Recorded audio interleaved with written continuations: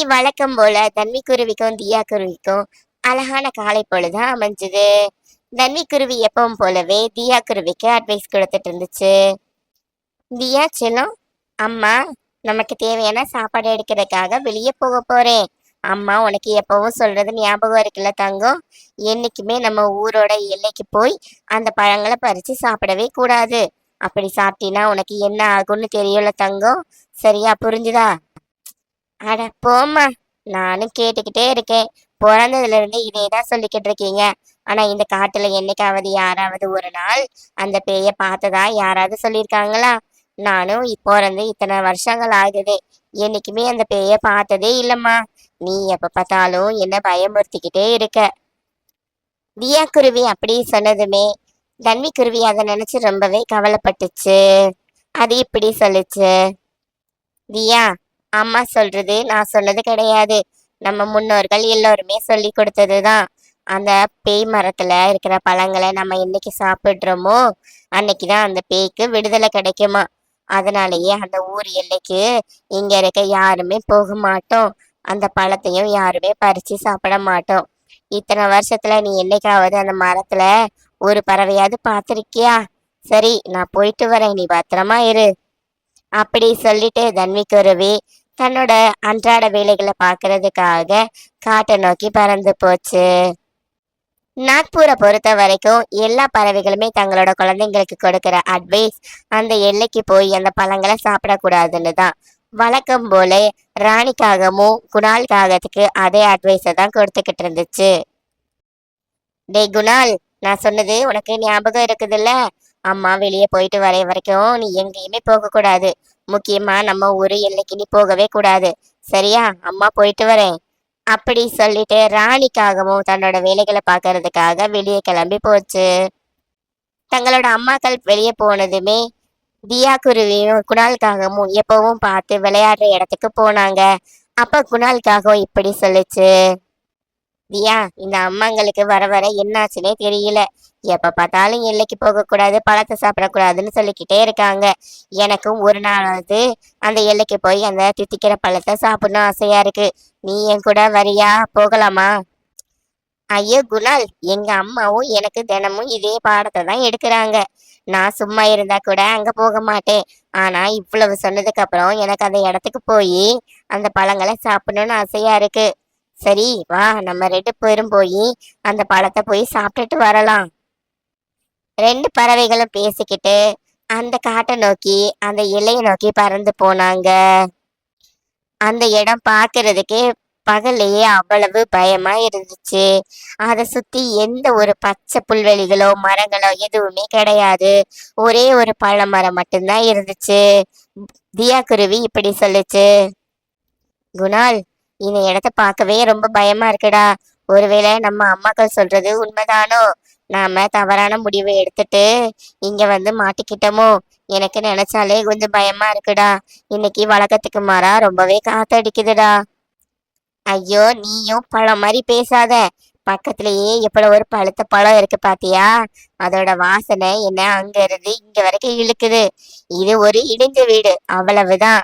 இந்த வீட்டை யாரும் பராமரிக்காம போட்டிருக்காங்க. இதுக்கு போய் இங்க பேய் வாழுது அது வாழுதுன்னு காமெடி பண்ணிக்கிட்டு இருக்காத. சரி வா, வந்த வேலையை பார்க்கலாம். போய் வயிறார சாப்பிட்டுட்டு எடுத்துட்டு போகலாம். அப்படி சொல்லிட்டு ரெண்டு பறவைகளுமே மரத்து மேல உட்காந்து பழங்களை சாப்பிட ஆரம்பிச்சது. சொல்லவே முடியாத அளவுக்கு அந்த பழம் அவ்வளவு டேஸ்டா இருந்துச்சு. அந்த பழங்களோட சுவை அவங்கள எவ்வளவு சாப்பிட முடியுமோ அவ்வளவு சாப்பிட வச்சது.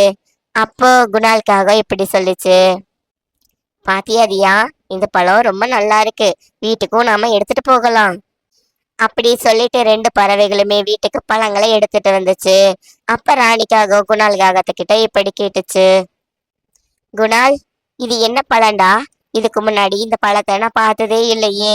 இந்த பழத்தை நீ எங்க இருந்து எடுத்துட்டு வந்த? இந்த பழம் பார்க்கறதுக்கு ரொம்பவே அழகாவும் ரொம்ப வாசனையாவும் இருக்கு. இதுக்கு முன்னாடி இந்த பழத்தை நான் சாப்பிட்டதே இல்ல. இந்த பழம் உனக்கு எப்படி கிடைச்சது? சொல்லுடா, எங்க போய் இந்த பழத்தை எடுத்துட்டு வந்த?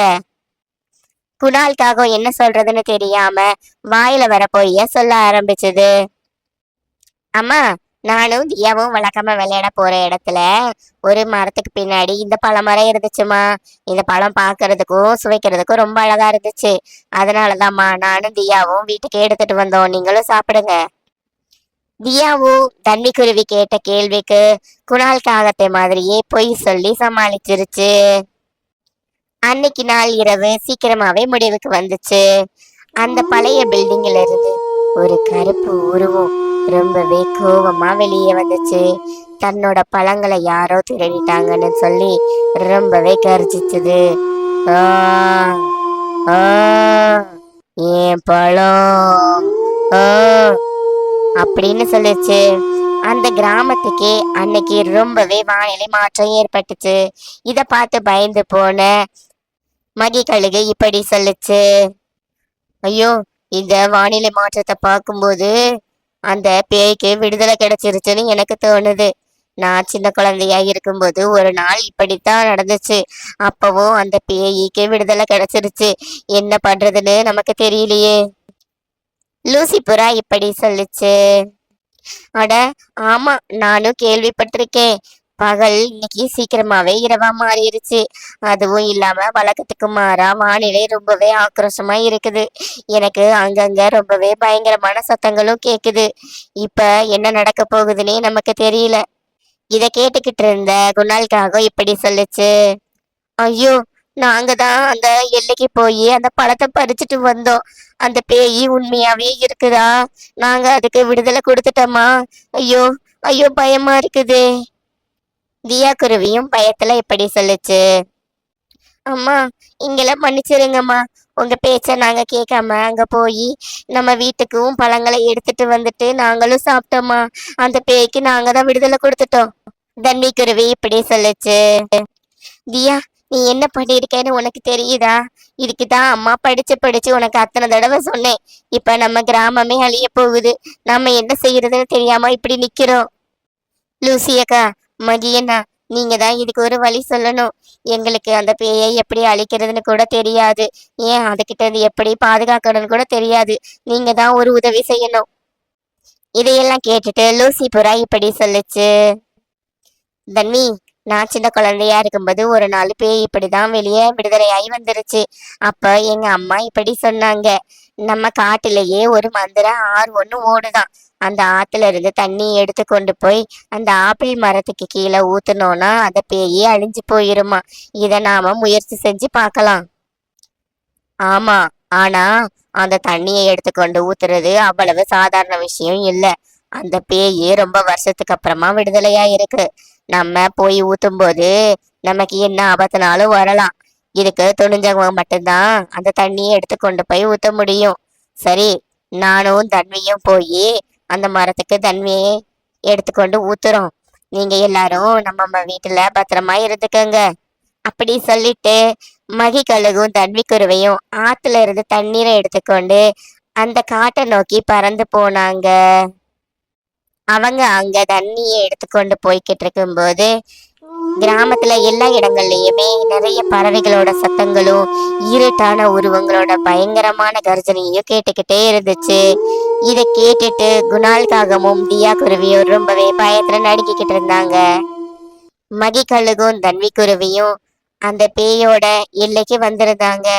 தன்வி குருவிக்கு கை கால் எல்லாமே ரொம்பவே பயத்துல நடுங்க ஆரம்பிச்சிருச்சு. அது இப்படி சொல்லுச்சு. மகியண்ணா, இந்த இடத்த பாக்குறதுக்கே ரொம்ப பயங்கரமா இருக்கு. இந்த வவ்வால்களோட சத்தமும் அதோட கண்களை பார்க்கும்போதே எனக்கு ரொம்பவே பயமா இருக்கு. அப்படி சொல்லிக்கிட்டே தண்ணி குருவி மரத்துக்கு தண்ணீரை ஊற்றுறதுக்காக பக்கத்துல போச்சு. அப்ப திடீர்னு அந்த கருப்பு உருவம் வந்து தண்ணி குருவிய ஒரே தள்ளா தள்ளிருச்சு. தண்ணி குருவி பறந்து போய் கீழே விழுந்து அழுகவே ஆரம்பிச்சிருச்சு. அந்த பேய் இப்படி கத்துச்சு. ஆ, ஆ. மகி கழுகுதான் தன்னோட தைரியத்தை வர வச்சுக்கிட்டு மரத்துக்கு தண்ணீரை வேகமா ஊற்ற ஆரம்பிச்சுது. மந்திர தண்ணீர் பட்டதுமே அந்த பேய் இப்படி கத்துச்சு. ஓ, விடுதலை வேணும், காப்பாத்து, விடுதலை வேணும் அப்படின்னு கத்திக்கிட்டே அங்க இருந்து மறந்து போயிருச்சு. அங்க இருக்கிற வவ்வால்கள் எல்லாருமே மறைஞ்சு போனாங்க. அதுக்கப்புறமா அந்த ஊர் எல்லை ரொம்பவே அழகா மாறிடுச்சு. நிறைய பறவைகள் அந்த பழங்களை சாப்பிட்டு மகிழ்ச்சியா இருந்தாங்க. இதுல இருந்து நாம என்ன கத்துக்க போறோம்னா, அப்பா அம்மா பேச்ச நாம எப்பவுமே தட்டாம கேட்கணும். இல்ல அப்படின்னா தேவையில்லாத ஏதாவது ஒரு வம்புல போய் நாம மாட்டிப்போம்.